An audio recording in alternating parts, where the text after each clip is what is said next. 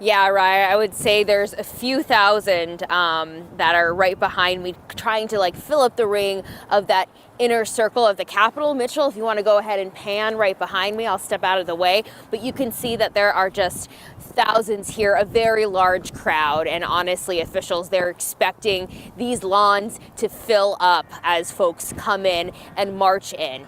Folks have been struggling with parking, if you can imagine, here at the No Kings, but there's so many people here. And honestly, what folks have been telling me is that they're feeling very good to be here. They're feeling positive to be here, but there's also some emotions there as well of just anger with the Trump administration. This is the No Kings rally, and of course they're protesting against President Trump's policies. You see a lot of no ICE signs that folks have.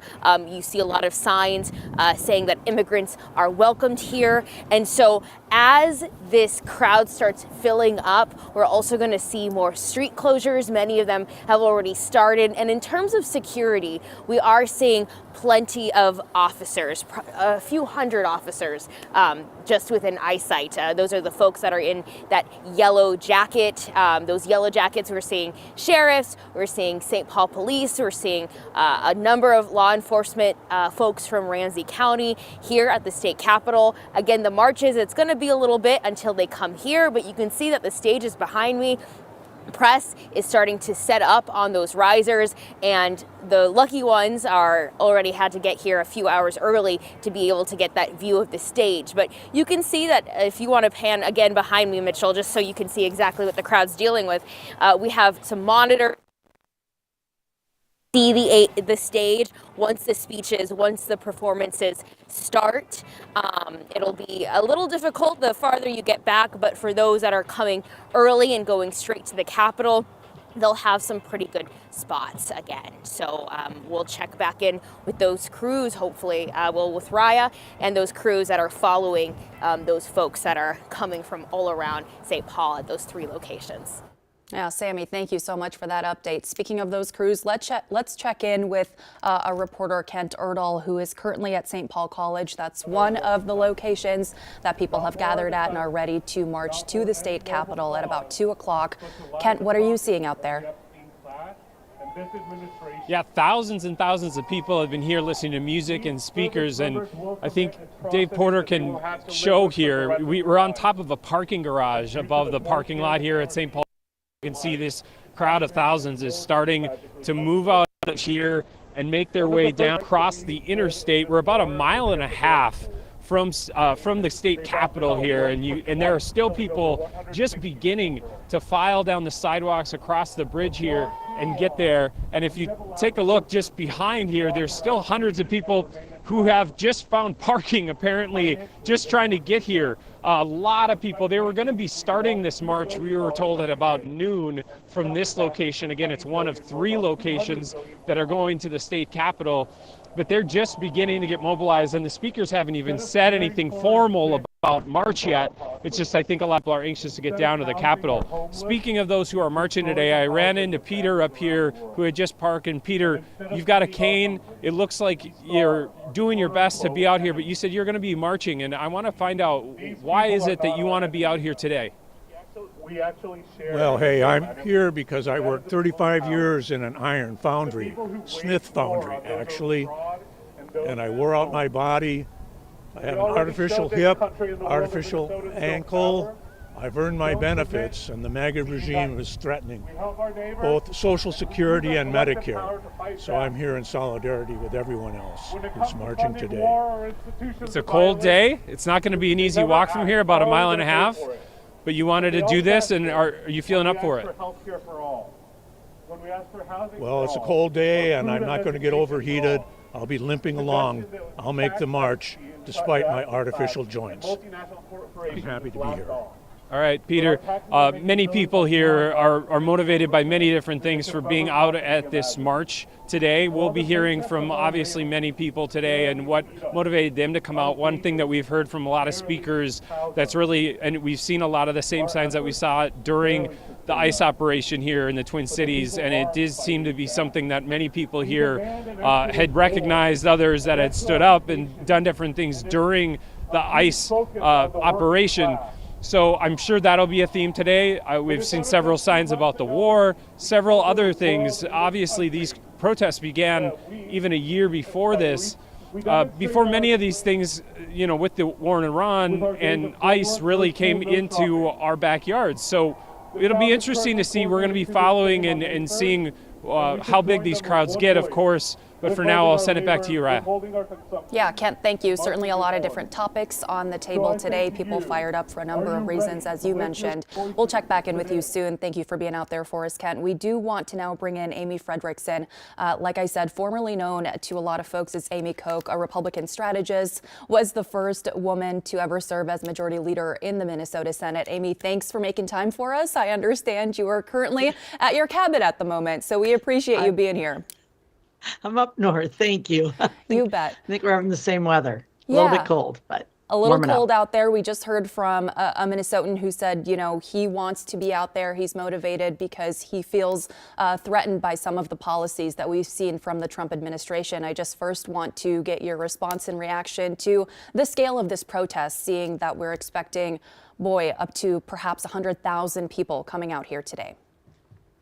Right. Well, it is that if the numbers bear out, and given the protests to ICE in January, when it was -25, I have no reason to think that they won't. Also, because Minnesota has become really sort of ground zero for protest after, Metro surge and 3,000 ICE agents here.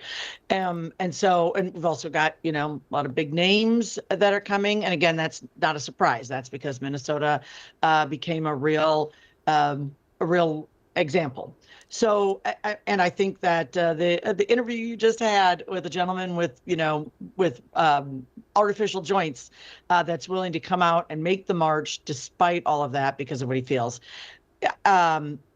it's definitely a movement that has only gathered steam, far more steam than, frankly, the rallies that we saw last year.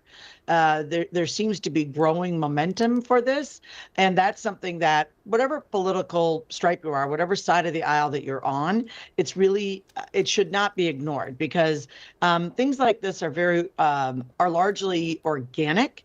Certainly there are organizers, and certainly there are people funding things, but to get that number of people that fired up to come out on a day like today and march from wherever they are to the state capitol and stand for hours it cannot be all astroturf, right? Cannot be all just sort of paid protesters. There's a movement that shouldn't be ignored. So, Amy, you say a movement like this should not be ignored. Do you think a protest of this scale and this size would influence Republican messaging or legislative priorities moving forward? Well, it should impact, like, for example, at the state capitol, what lawmakers decide to do. And I will say this, when it comes to Metro surge and sort of what we saw from really like constitutional concerns, when you had American citizens being taken out of their home, sometimes a mistake, right? We know of many cases where there were folks that were taken out. They were legal citizens. They had ID. They were not allowed or even asked for their ID. Even as a Republican, I watched that with concern. And I always say, if it was a president from the other side or an administration from the other side doing that, how would I feel? And I should apply it the same, especially when it comes to our constitutional rights. And so I think that there are things that both sides could agree on that could be worked on. The problem is with anything, everything becomes so political. These days, it doesn't matter, big issues, small issues, everything becomes political. And unfortunately, it becomes, difficult for both sides to work on anything where there actually might be some agreement. And I think in this case, there actually could be some agreement. Well, and you have been critical of Operation Metro Surge. If I'm not mistaken, you have said that, former Department of Homeland Security Secretary Kristi Noem should face some accountability, some repercussions. We've seen her then being let go from that role. Do you think that Minnesotans speaking out and acting in the way that they did throughout that operation, that immigration operation here in Minnesota, had any sort of influence on some of that decision making that was taking place within the federal government and the White House? Absolutely, it did. And I think as Republicans, and although it can be harder to speak out against your own party, and we see that on both sides, it's even more important for us to speak out. And I think yes, of course, it was the folks in the streets and it was the actions that they were taking that drew attention and moved things along. But there were also some very vocal elected Republicans that spoke up and were really important to adding their voices to that. So I think when you see something that isn't right, if you see something that you believe to be unconstitutional, it doesn't matter who's in charge. That's the whole great thing about being American. We speak up. Now, do I also think that there was hyperbolic rhetoric on the other side? Yes, I think it can be both, right? And do I think that there's a place for ICE and the job that they do around immigration? I absolutely do. And so, and there are folks from the other side that can't acknowledge those things. And I just think that, I think the removal of the Secretary of DHS was important, but it was one piece of it, right? And I said I really miss Apprentice Trump, because when you used to mess up in your job, you were fired. And in this case, that finally did happen, but it took too long. And that operation was nothing short of a disaster. It was dangerous. It was deadly.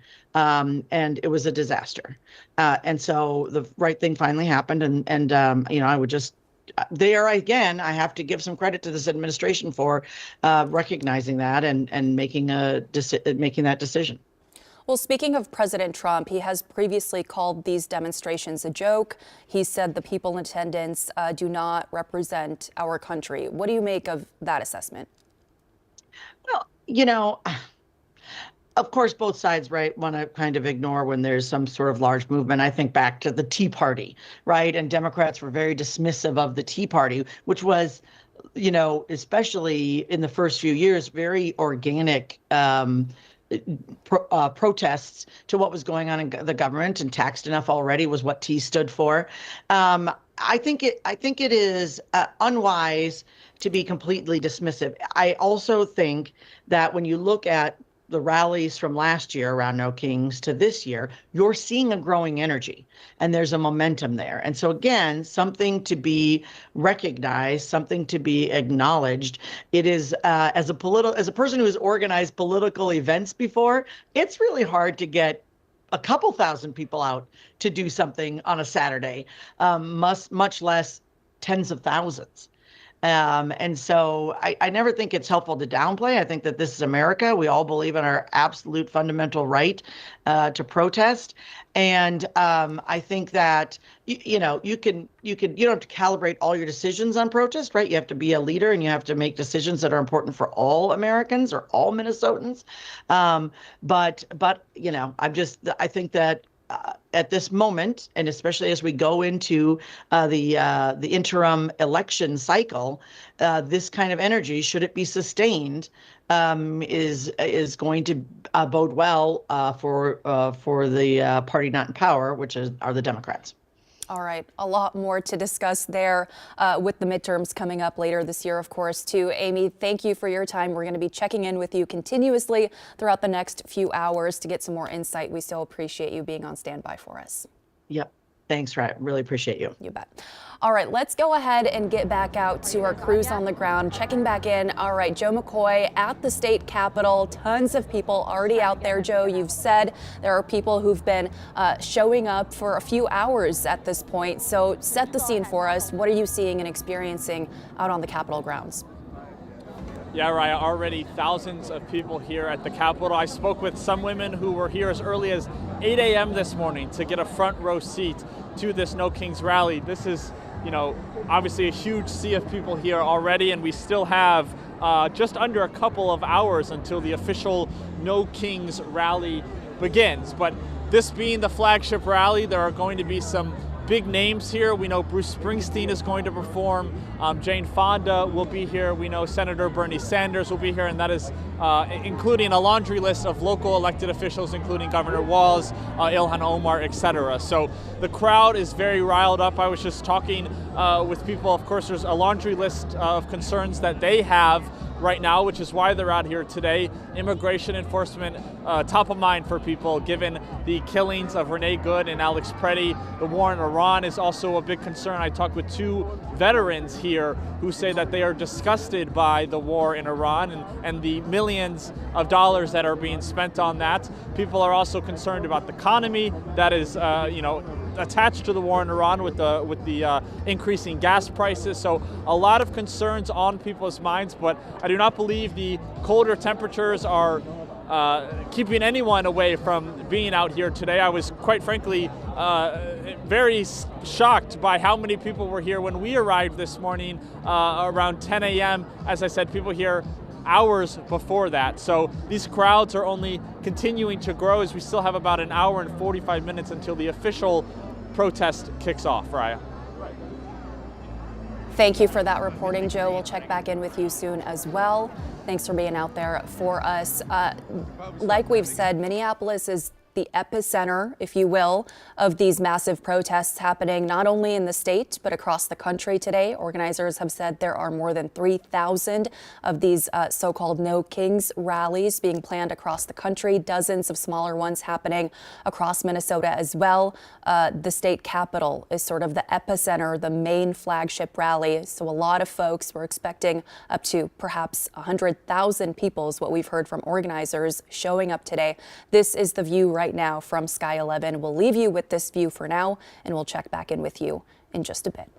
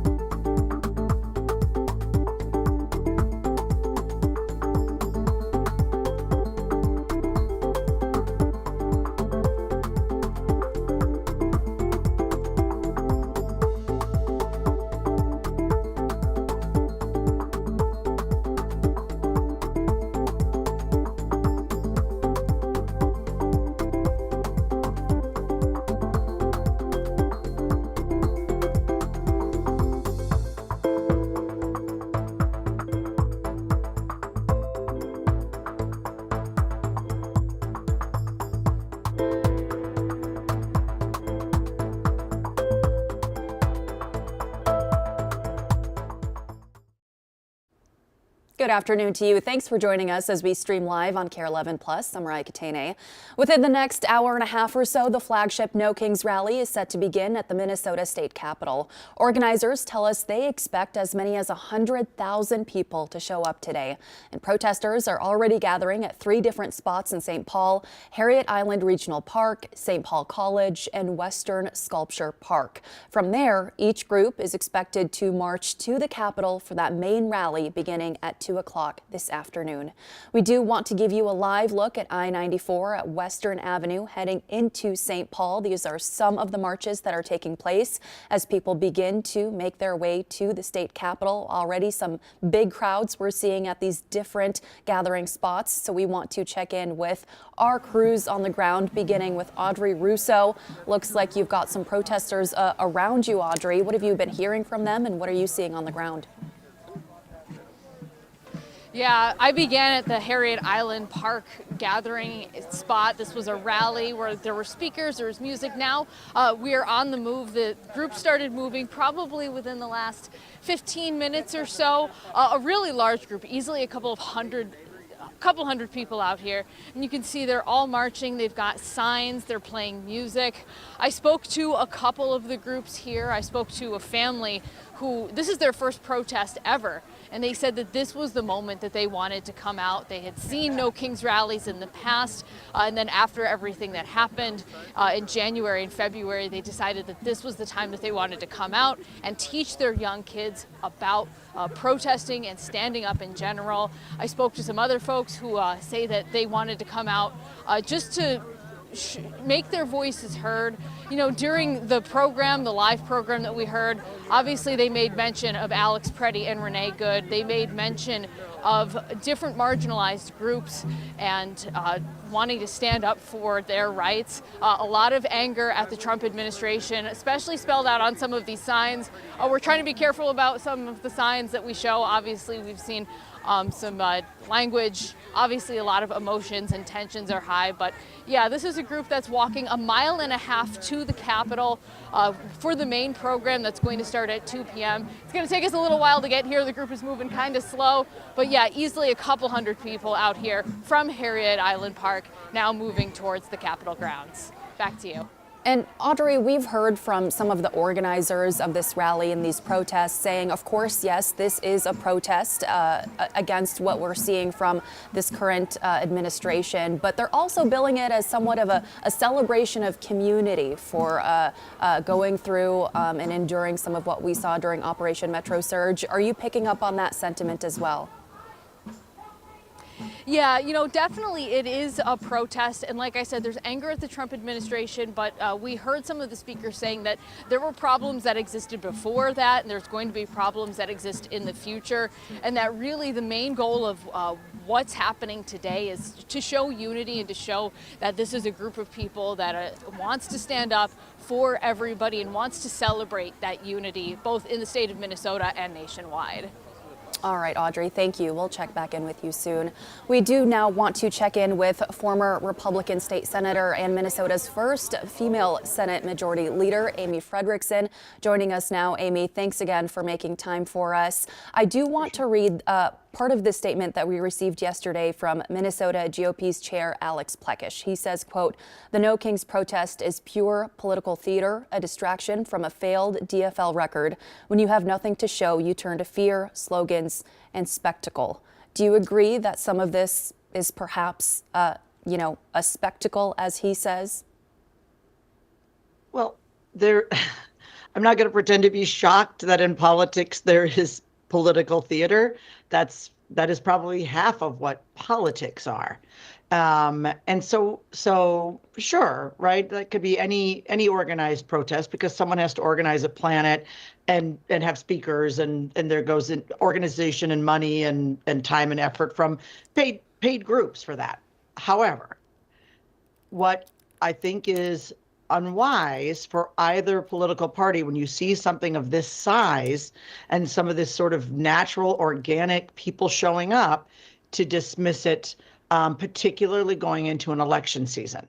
I would never do that. Again, I think before I talked about the Tea Party, and I think it was really easy for Democrats to to say like that was something that, was theater and was, concocted and organized by paid protesters. That's easy to say. It's not the case. It's difficult to get a couple thousand people out for something like this, never mind tens of thousands. And so, I wouldn't expect much else from the GOP chair. I mean, his statement has to be somewhat hard hitting. But I think going into the election season, it would be unwise to dismiss this kind of protest, particularly the momentum it's seen from last year. Last year, it felt a little bit more new and in its infancy and not as strong as what we're seeing. And it's certainly sort of diving off or coming off of Metro Surge and the very organic protests we saw in downtown Minneapolis with tens of thousands of people. So on that note, you use the word organic, and I want to ask you this because we've heard from some Republican lawmakers, perhaps in some other parts of the country, when they saw some of the protests that were happening here in Minnesota, especially during Operation Metro Surge, that these protesters are maybe being paid to be out there. You believe that what we're seeing today is an organic movement. Is that correct? Well, right. So any protest requires people to organize it. So not entirely. No, never. Right. There are groups that put them together. But and we're going to see people interviewed throughout the day, and some would probably be at any protest, right? And maybe even some are paid to be there. But there's a size and a scope and an energy to a protest, and that those that are sort of longtime political observers, you can really tell a difference, right? And in this, I see something different now. And so that's what I'm saying. And again, headed into an election year that, by the way, Minnesota GOP were set to make some really big wins just, October, November. I was looking at the landscape and thinking this is going to be a really good Minnesota GOP year. And that is shifted sharply, in my opinion. Explain to us what you mean when you say that has shifted. Well, prior to that, and this was, this is really like led up to the decision by our seated governor to not run for his seat again, despite having announced and despite doing fundraising.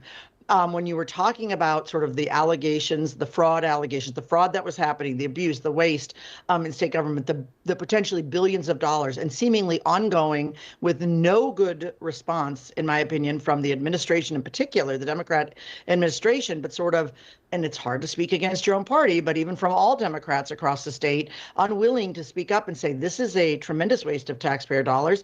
And it's really horrible for the organizations and for the people in real need of the programs that were being stolen from and defrauded. And why it was happening seemed to be in large part for some political reasons, as well as just incompetence. And so, up to that point, it just seemed like Republicans were in a real strong position, maybe even in sort of counter to what was going on at a national level. It's typically in an interim election year for a president, the party in power loses seats. That's just kind of how it works. People get a little tired, or it's just hard to lead, right? It's hard to be in charge, and people have dissension, or things happen with gas prices, the economy, and the party in power bears the brunt of that. But it seemed like we were going against that. Now, given what happened with Metro Surge, and things can change because we're still a very long way to November. Right now, there's certainly momentum and energy in the DFL party. So on that note, seeing protests on this scale, what do you think that signals for the Republican Party as we inch closer to those midterms in November? Well, this is a snapshot in time, and polling is the president is having unpopular polling, and that usually there are some coattails to that. So, and there's a lot that feeds into that besides even Metro Surge, right? Right now, with what is happening in Iran, with gas prices, there's going to be a natural pushback against this administration. I don't expect that to carry through even into the summer. And so that's why I say I think it's something to be mindful of.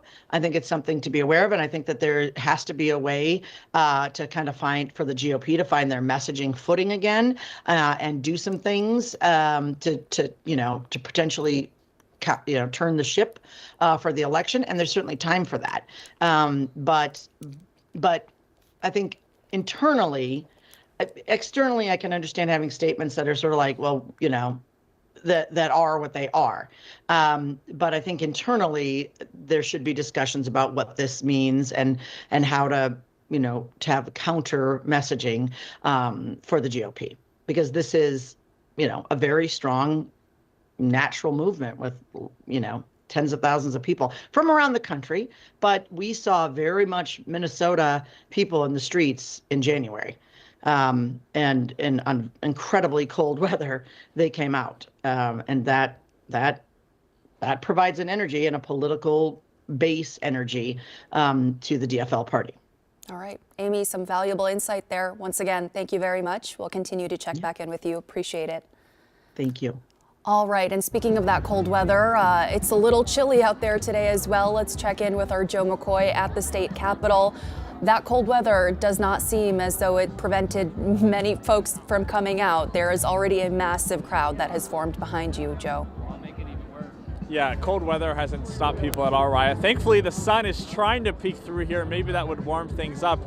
You can see here, the first part of the mall here at the Capitol is already completely full. Now the second half of the mall is starting to fill up as well with protesters, and they continue to come in waves as we still have an hour and 15 minutes before the official No Kings rally gets underway at 2 o'clock. But this being the flagship No Kings rally, we are expecting big names, including Bruce Springsteen, Jane Fonda, Senator Bernie Sanders will be here. There also will be other Minnesota elected officials, including Governor Walz, Ilhan Omar, Peggy Flanagan, etc. So big names here today at the state capitol. One reason why we're seeing such a large crowd, but we also are seeing such a large crowd because these people are really fired up and they have a lot of concerns about what is going on in our country right now. I've been talking with numerous protesters here.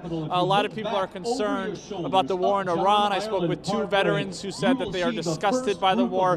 People also concerned about the economy and the rising gas prices that we are seeing. And of course, immigration enforcement riots is on the top of people's minds following Operation Metro Surge and the killings of Renee Good and Alex Preddy. So many things people are here to protest. And you also mentioned earlier on the stream, Raya, about the sense of community, and that's something we've been hearing throughout the entire week. This is not just a time to come here and protest and be upset and sow frustration. This is a time to come together and stand up for what these people believe in, Raya.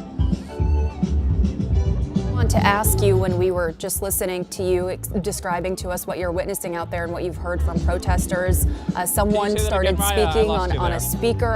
I'm wondering if you've heard any sort of official announcements at this point of what to expect within the next hour or so. I'm unable to hear your question, Raya, but I will say they just started playing music now, so things are kind of picking up now. I would say the crowd has been out here now for hours. I spoke with a couple of women who have been here since 8 a.m. So the crowd is amped for what is going to be taking place at 2 p.m. Okay, Joe, thank you. Well, let's go ahead and check in with Sammy Salina, also at the Capitol, but has a bit of a different perspective. Sammy, what are you seeing out there? Yeah, I mean, since I last talked with you, Raya, the crowd has since doubled as marches are starting to come to the Capitol. Mitchell, if you want to pan over there, you can see just this endless stream of people just making their way over from one of those 3 locations. It has been just this crowd that has been moving in, and so you've seen just the number of people at the Capitol grow. I mean, before noon, we saw a few thousand. Now it's safe to say there are most definitely thousands of people. I mean, looking around, I would say that there might be around 10,000 folks. And I talked with one woman who says this rally feels very different from some of the rallies or from some of the protests that we have seen during Operation Metro Surge, that she and her group came out here to feel a little bit of catharsis, a little bit of levity, a little bit of togetherness, and a little bit of hope too. That's something that we heard from a lot of folks, just saying that they want to come here to feel hope. Now, security is here. There are a number of law enforcement agencies that are surrounding the area, that have eyes on the area. We heard from St. Paul Police that there are 300 law enforcement that are going to be at the Capitol. Some are from Ramsey County. You have sheriff here, you have Capitol Police. You have a lot of folks that have been coordinating with one another to make sure people will be safe. There's also medical attention here. If folks need help, St. Paul Police said the number one thing that they're concerned about is folks falling or maybe rolling an ankle, things like that. So they want to ensure that they have the structure to be able to get into the area and get folks help. But overall, it doesn't seem like there's a need for that kind of attention at the moment. Things are very, very peaceful. That is definitely a thing that those organizers have been stressing, is that they want a peaceful rally here. You hear music behind me, and overall I would say that the atmosphere of the event matches what that woman hoped it would be, which is just kind of this togetherness, this feeling of hope overall. But ultimately, the reason why people are here is because they are protesting President Trump's policies, and of course, coming out of Operation Metro Surge is something that is on everyone's mind here today, Raya. And Sammy, you mentioned this, the organizers, I don't know if you can hear me, let me know if you can't, but we have heard from these organizers time and time again, their core commitment, they say a core principle they have is this commitment to nonviolence, and it seems like that is the sentiment that you're hearing from folks out there on the ground too. Even behind you, I see this huge sign, this peace sign right behind you over your other shoulder, Sammy. Yeah, I mean, that you see a lot of signs like this calling for peace. You have a lot of folks with signs that say immigrants are welcome here, and that is definitely something that the protest organizers and rally organizers, that's something that they're emphasizing. They want to make sure, I think I've even said, to avoid signs with sticks in them, because they don't want anyone to think that anyone's going to be using any weapons of some sort. So you see a lot of signs, a lot of folks that are handing out waters and checking on folks. It seems like people are prepared to be out here for a long, long while. And even though it's a little cold, there's some wind, overall people have said that they're just very happy to be here as well. So certainly a change in feeling that folks have. Overall, though, you still have that underlying feeling of anger and folks incredibly upset at what they're seeing going on in the nation, and upset at the things that they see their president doing and how it's impacting Minnesota. And so I think folks, they want to shed a light on the hope, but they also want to shed a light on some of the hardships that they say they're experiencing, that Minnesota is experiencing as well. All right, Sammy, thank you very much for that insight. Let's go ahead and give you a live aerial look right now from Sky 11 out over the state capitol. As you can see, this is our Sky Cam, actually. Massive crowd already forming out there. We'll try to get back to that photo in just a minute. But again, this could be the biggest planned protest in the state's history. We've heard that from officials, from law enforcement. There are dozens of smaller protests are also happening across the state here in Minnesota, and organizers say there are more than 3,000 protests that are planned across the country today. These so-called No Kings rallies that are taking place across the U.S. Not only is this a protest, but we've heard from people on the ground as well as organizers of this event that it's being billed as a celebration of community. And there are some big names that are expected to speak and perform today, including Senator Bernie Sanders, Minnesota Representative Ilhan Omar, Bruce Springsteen is expected to make an appearance as well. So this is certainly a major event, with the epicenter of it all happening at our state capitol here in St. Paul, Minnesota. There are folks who've traveled from across the state, even some from out of the state, to be here because this is being described as the main flagship rally by organizers, saying that this is sort of, as I said, the epicenter of all all of these major protests that are happening across the country today. So we're going to go ahead and leave you with this live view of what we're seeing as these crowds continue to form. People continue marching from these smaller gathering spots that we've told you about across St. Paul as they make their way to the Capitol, with the official program set to begin at 2 o'clock this afternoon. We'll be right back.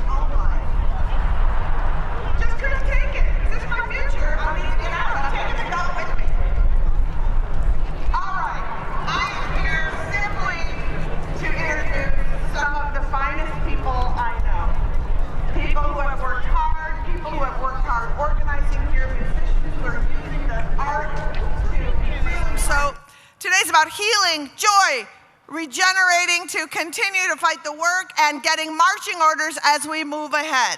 And so, our first marching order, get out your phones. Get out your phones, because I'm going to say this a couple of times throughout this block. So, I want you to text the word vote to 30319.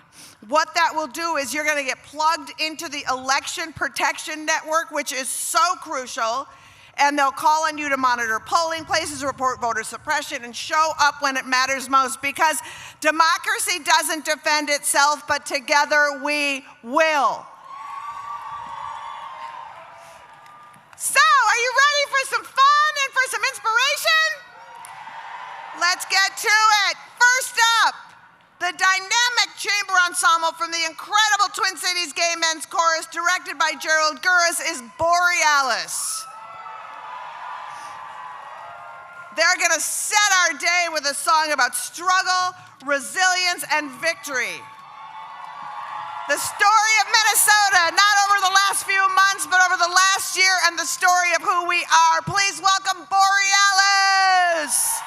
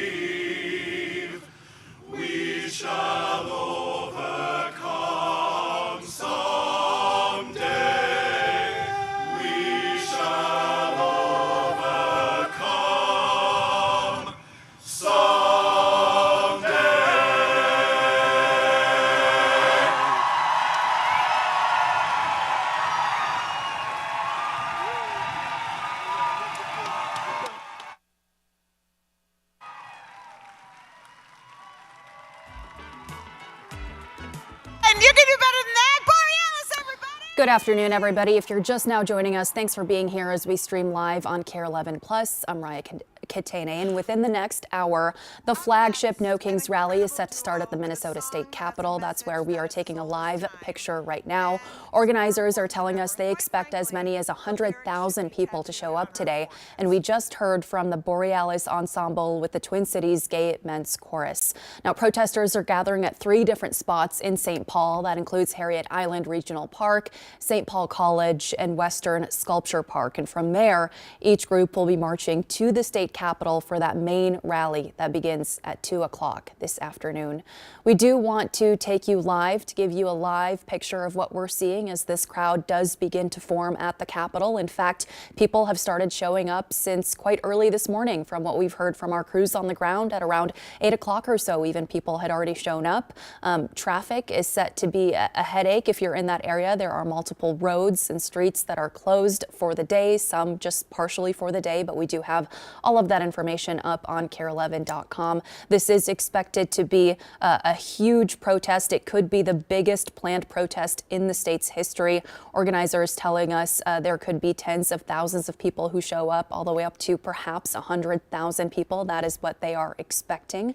So we do want to check in with our crews on the ground. Let's first begin with our Audrey Russo. Audrey, you have been witnessing this crowd that's marching from one of those gathering spots in St. Paul, and you've been speaking to some people on the ground too about some of their concerns and frustrations and the reason that they're out there today.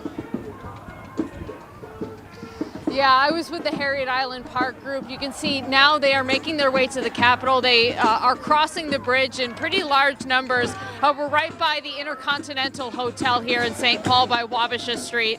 And yeah, a lot of these folks out here are telling me that they are here because they feel like this is the moment not only to protest what they feel is not going right within the country, but also to stand together and be united. Obviously, there are a lot of signs about the Trump administration, about what happened during Operation Metro Surge, specifically referencing Alex Preddy and Renee Good. But there's also a lot of signs talking about finding peace, finding unity, both as the state of Minnesota and as a country.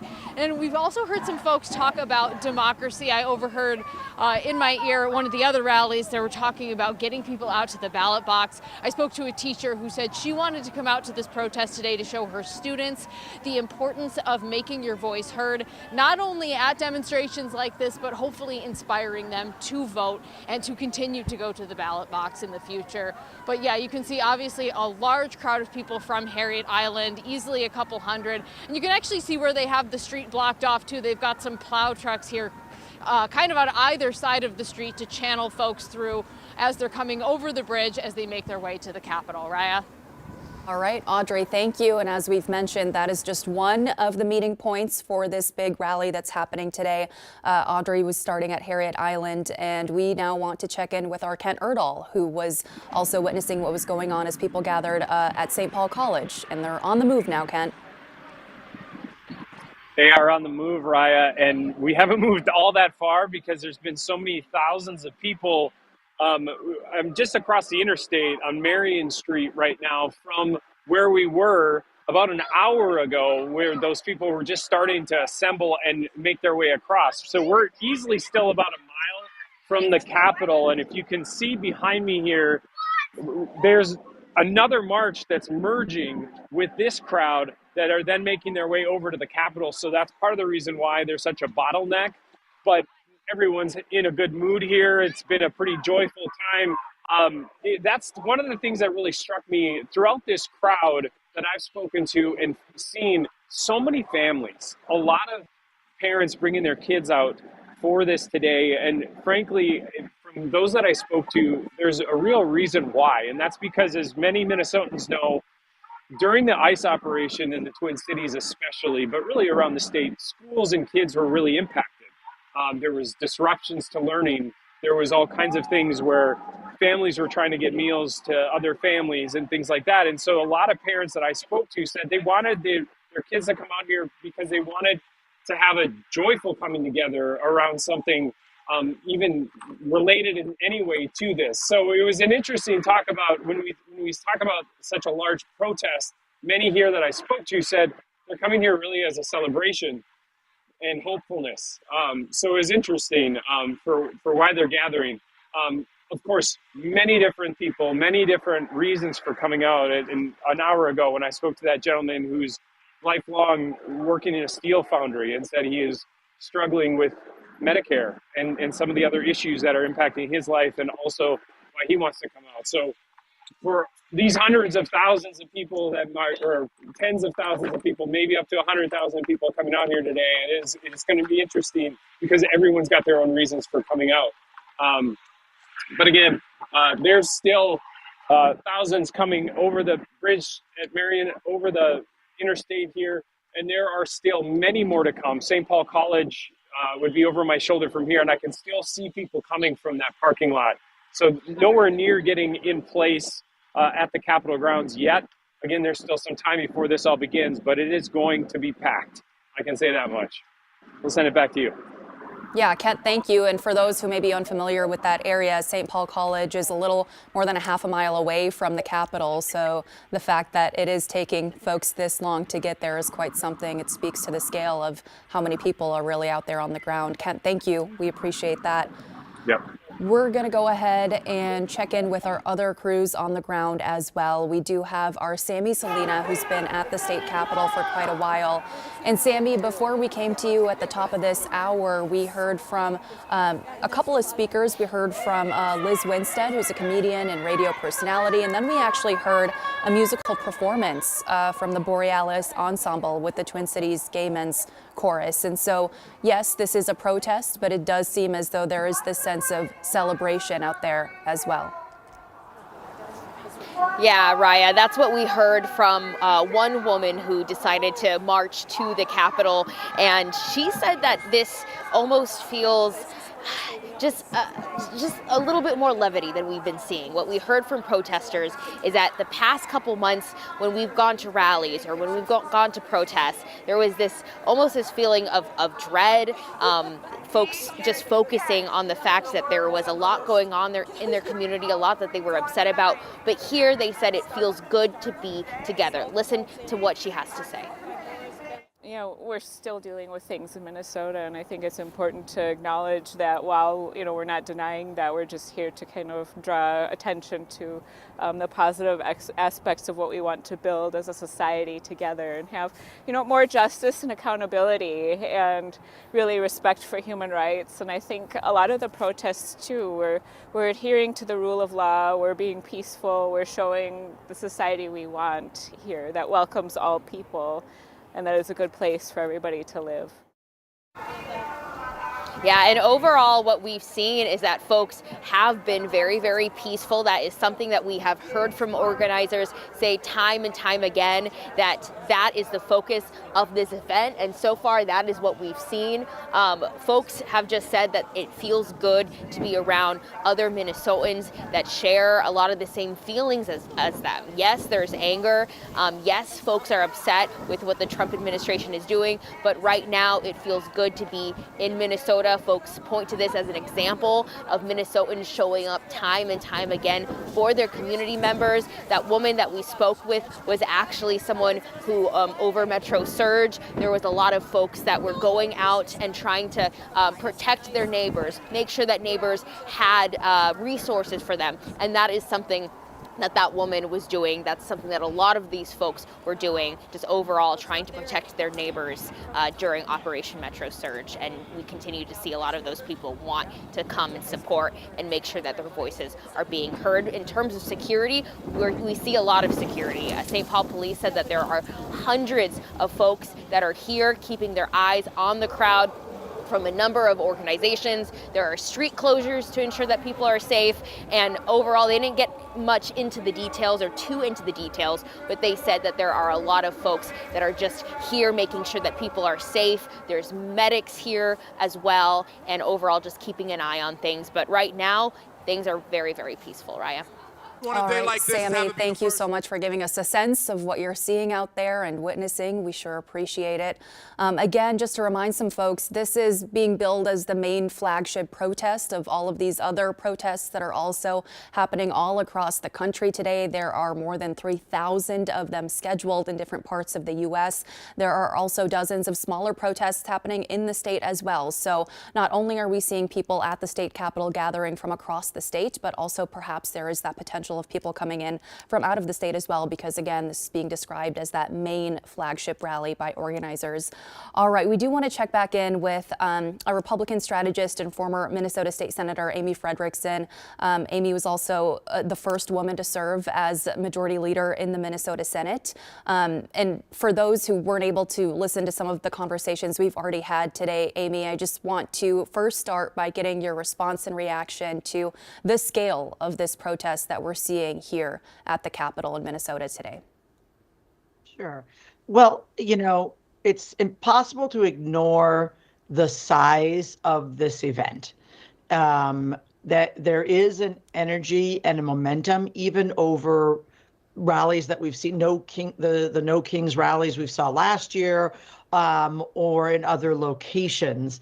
And I think it cannot be understated that this is in large part a response to what Minnesota went through in end of December, January, particularly around Metro Surge. Now, as reporters have interviewed folks, we find that there are a variety of reasons that people are joining the No Kings rally, but certainly the momentum is in large part, and the reason that Minneapolis is the epicenter or sort of ground zero for No Kings today is as a result of what went on in Minnesota during Metro Surge. And I do want to ask you, we had talked a little bit about, the upcoming midterms in our last conversation. You had said there is still some time, perhaps, for, the Republican Party to turn the ship, as you said. So what does that look like from here until November, Amy, in your opinion? Well, it's really incumbent on both parties. So for the Republicans, I think that it's important to recognize what is on, as always, well, with both parties, you need to recognize what's on the mind of, everyday, normal Minnesotans. And that can be hard. It can kind of get lost in the political rhetoric. And oftentimes politicians are surrounded by activists on both sides of the aisle.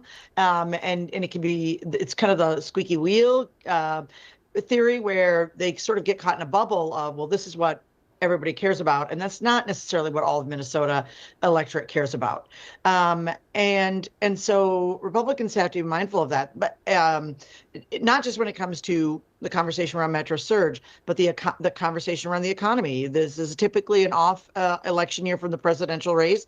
The party in power, which will be the Republicans, typically loses seats. And right now, besides Metro Surge, besides what's going on with Iran, the economy is still very struggling. People are still hurting. And so they need to be mindful of that.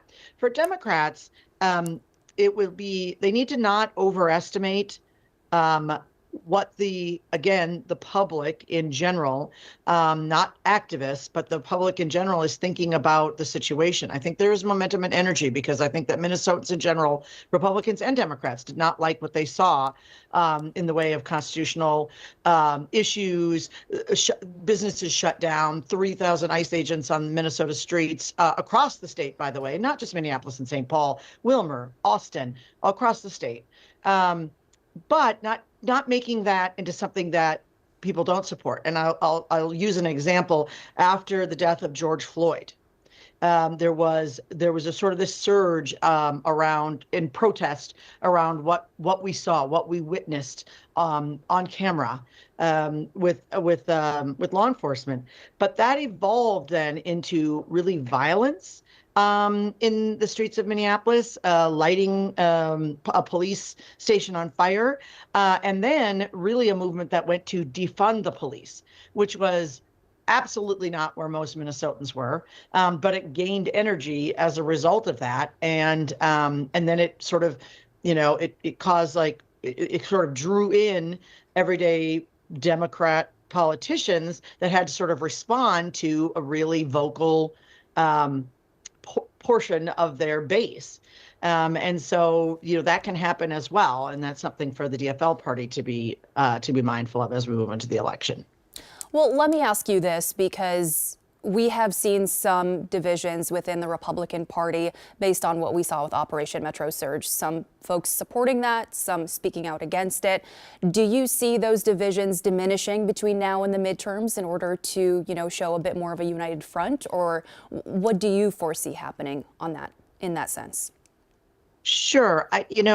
Well, look, I think it's actually incumbent on people, particularly when your own party is doing something that you don't agree with, to speak up. It's very difficult, but it's really important that you do. And so, I'm a constitutional conservative. That's what I grew up in. I grew up that, the less government is better. Government intervention is to be to be mindful of that, and that our constitutional rights trump everything, and no matter whether it's a Republican or a Democrat in the White House. It doesn't matter to me. Whether it's overreach on executive orders, whether it's overreach when it comes to any kind of enforcement policy. And so that doesn't change for me. But I will also be mindful of, what is the Democrat message on this, and taking and just in general, do I agree with them on a variety of issues, right? I can have severe disagreements on this, but I can also appreciate an approach, a fiscal approach, or, other things. And so when it comes to any Republican voting, they're going to kind of weigh those things out when they get to the polls and where things are at in November, not necessarily in March, and make some decisions. Generally, as an election nears, you sort of see both parties kind of close ranks behind their candidates, unless they're completely and wholly unacceptable. Seeing that this is an election year, we heard from one of our crews on the ground saying that they've heard some of these organizers and speakers today sort of trying to mobilize folks to get out there and vote.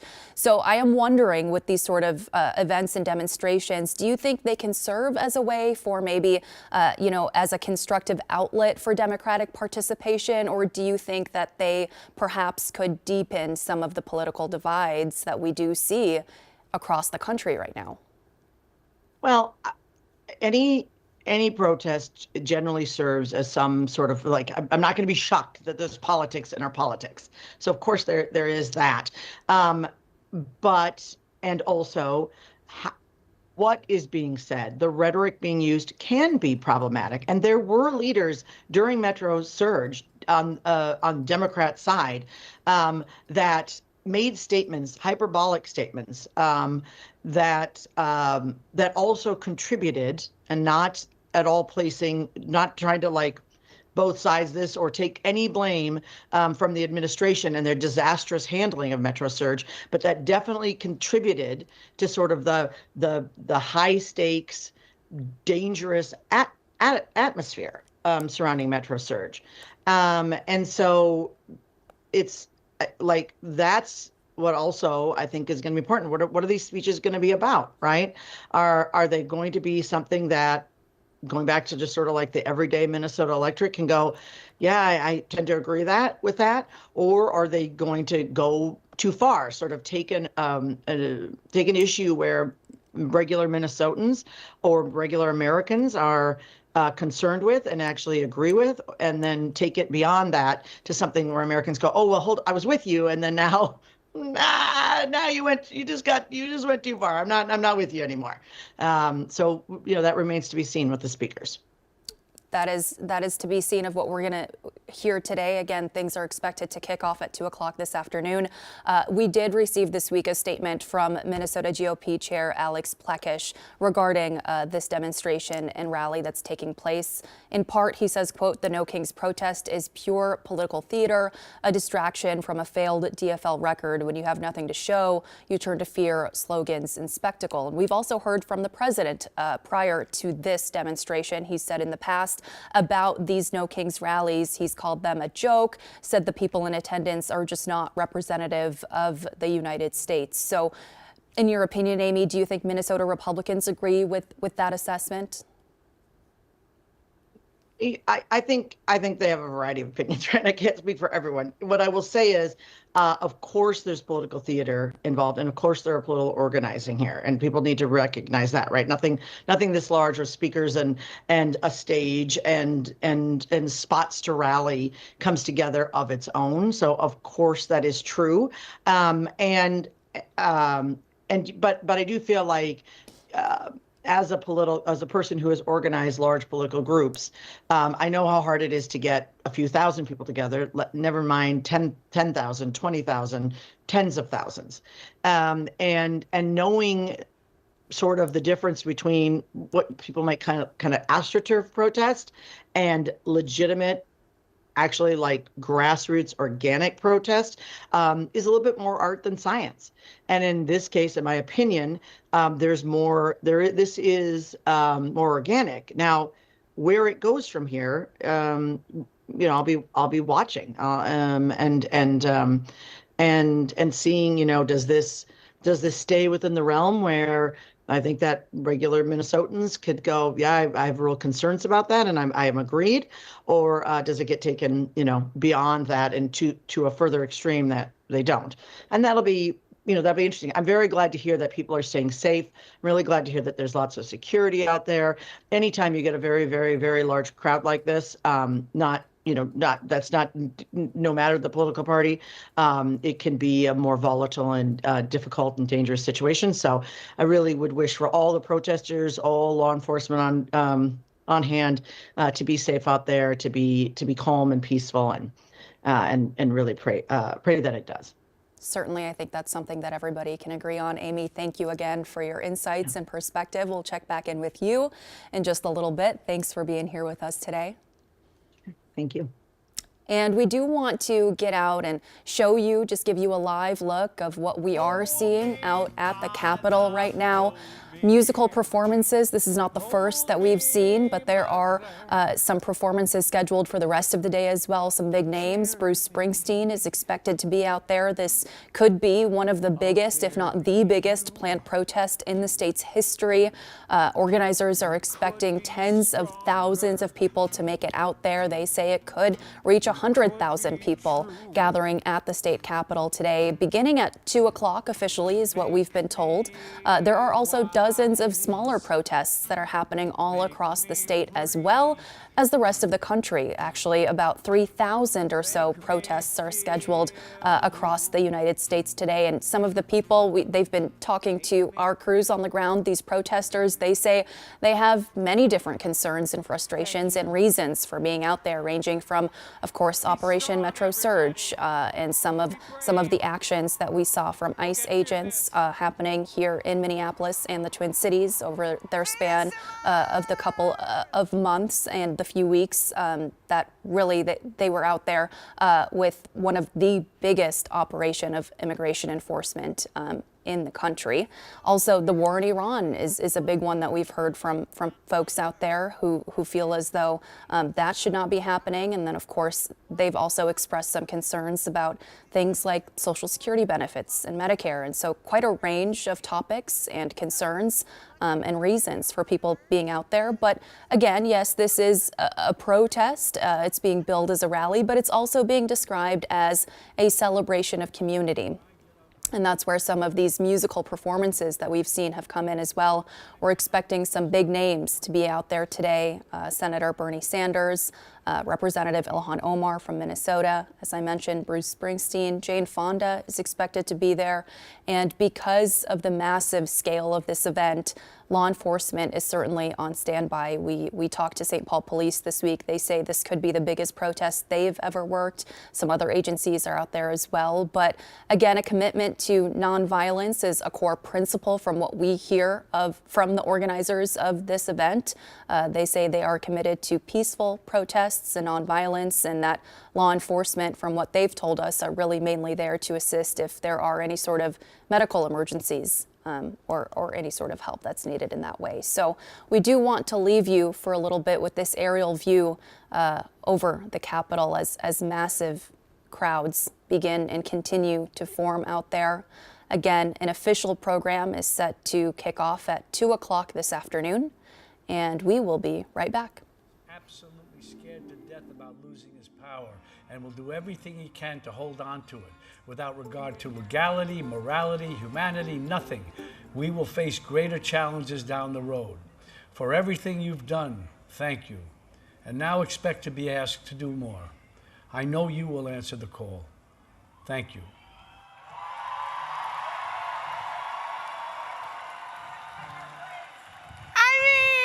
Bobby D. Like, he took time out from putting a body in the trunk to say, Minnesota doing a great job. Like, I feel like we're winning at life. Are you having fun? Are you fired up? Say yeah! Are you ready to continue the work? Say hell yeah! Hell yeah! Are you ready to get new marching orders and run with them? Say hell to the yeah! Hell to the yeah! Very good. Okay, you know what I'm going to say now? Every time I give you a little that, pull out your phones. People, I need to know. I need to get a text from Wintana that said she was flooded with people texting. So I need you to text the word vote to 30319 so that we can be literally monitoring and ensuring that we have fair elections. Because if everybody gets to vote, we can turn this shit bath around. There, I swore. It's my one swear.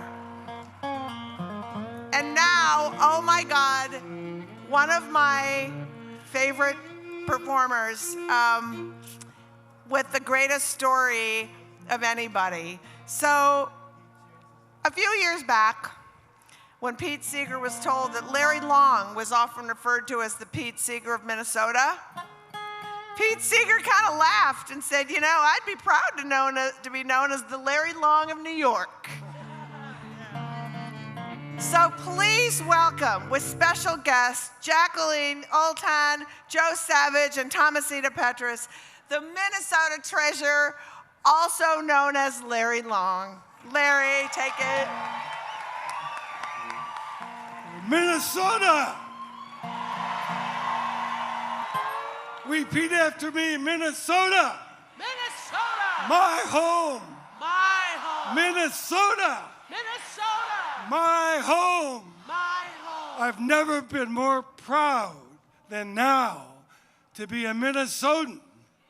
Yeah! In our Longfellow community on the south side of Minneapolis, our neighbors throughout the surge have been bringing food to families that are sheltered, driving children to school, getting them home safely, and protecting them with whistles and observances.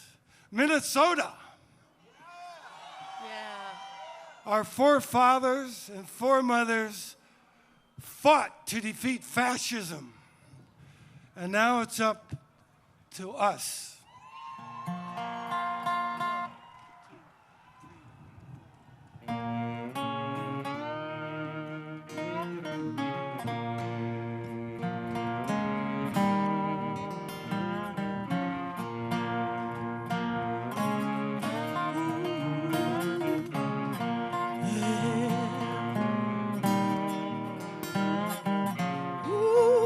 Beneath your coat and too long tie, there's a burning cross you can't hide. Instead of bridges, you build walls, all for you and none for all.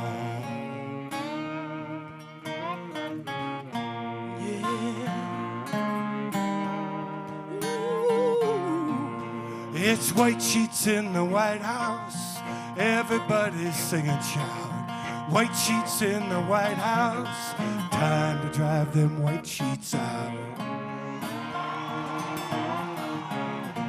Yeah, oh yeah. Just like your father, everybody knows. Dividing us on racial lines with your old friend Jim Crow. Oh, Lord, yeah. Oh, yeah. White sheets in the White House, everybody scream and shout. White sheets in the White House, time to drive them white sheets out. Drive them out. Yeah. If you lie long enough and big enough, it's true. As you know, you have shown, some will follow you.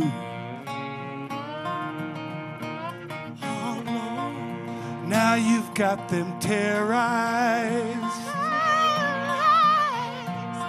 afraid we'll be occupied by someone darker than you, a migrant Muslim, you know who. Help me out here. Here we go. Yeah. Oh. It's white sheets in the White House. Everybody scream and shout. White sheets in the White House. Time to drive them white sheets out.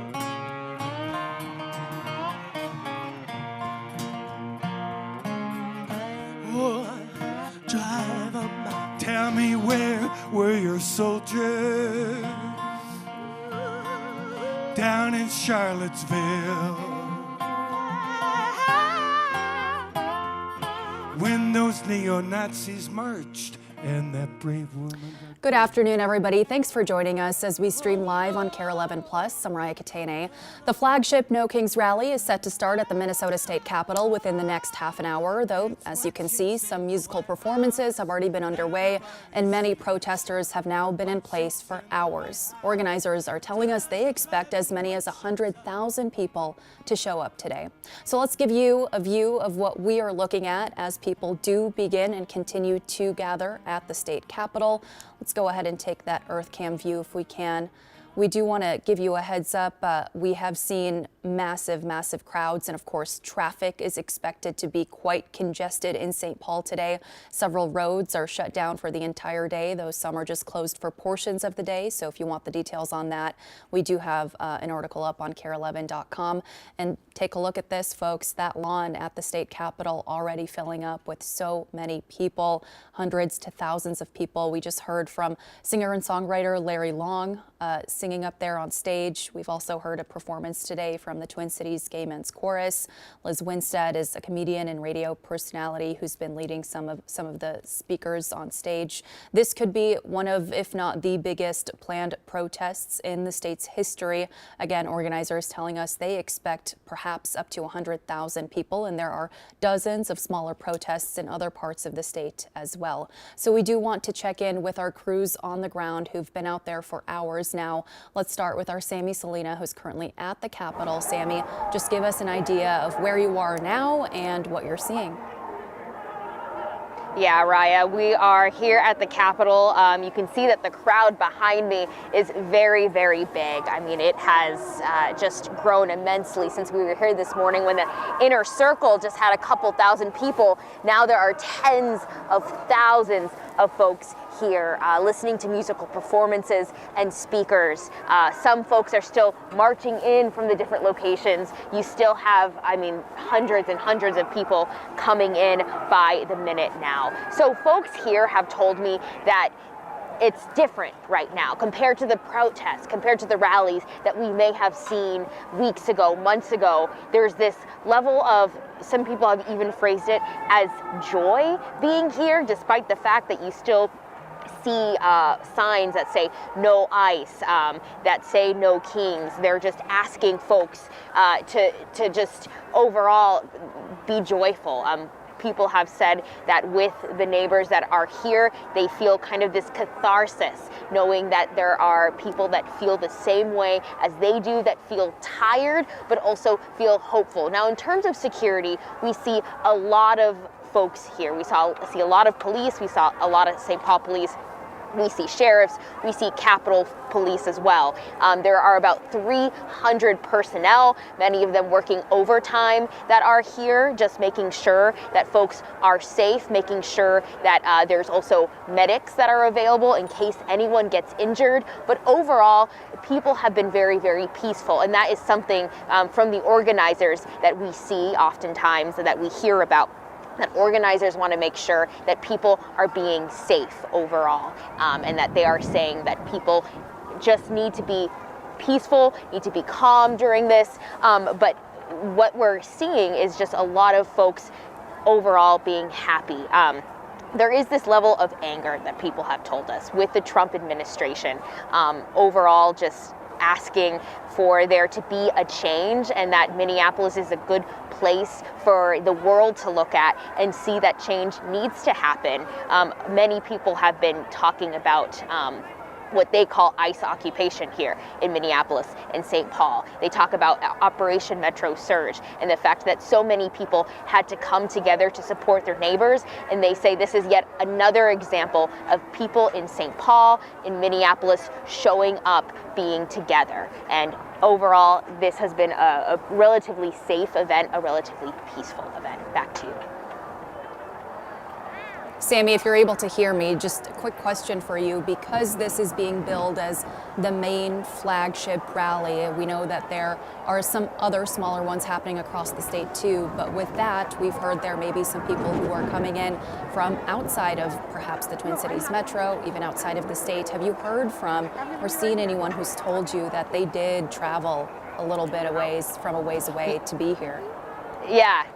We actually had a gentleman from Los Angeles who wanted to be here, and he said it was just important to be here. Of course, Los Angeles has seen a lot of big protests, has had ICE activity as well. So certainly there's a lot of people that relate to that and just wanted to be here. Raya, I believe there's about 21 buses from Minnesota that brought people in from greater Minnesota to be here as well. Back to you.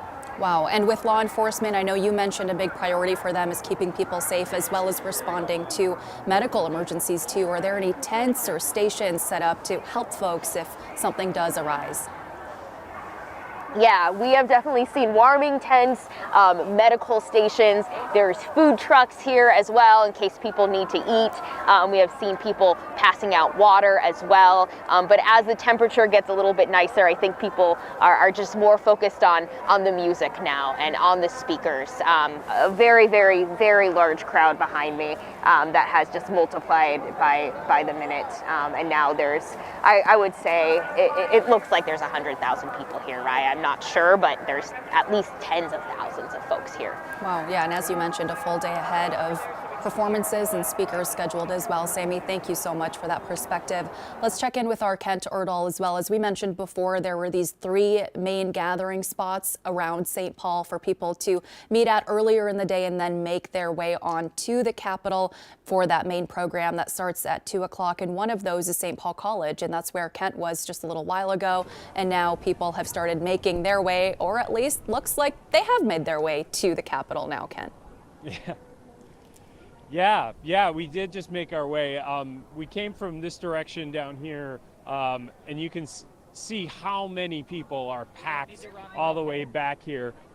We actually kind of snuck around buildings to get to where the media staging is here, so we've got a little bit of room to breathe, but people were packed all the way back, kind of spread out, where there's some screens back there so the crowd can see and watch the performances and things on the stage, which, as you're aware of, that have kind of begun here as we're getting ready for everything to start. I just wanted to talk to someone that's here. I wanted to ask what brings you out, and I saw your shirt and big fan of human rights. Tell me about, first of all, who are you and why are you out here? I'm Cassia Goodson. I'm here because all the things that's been happening in Minnesota has just been just tragic, and we all need to stick together and, be a team. It's just sad that who we have in office right now and how everything is unfolding, and I just think everybody just needs to be here today.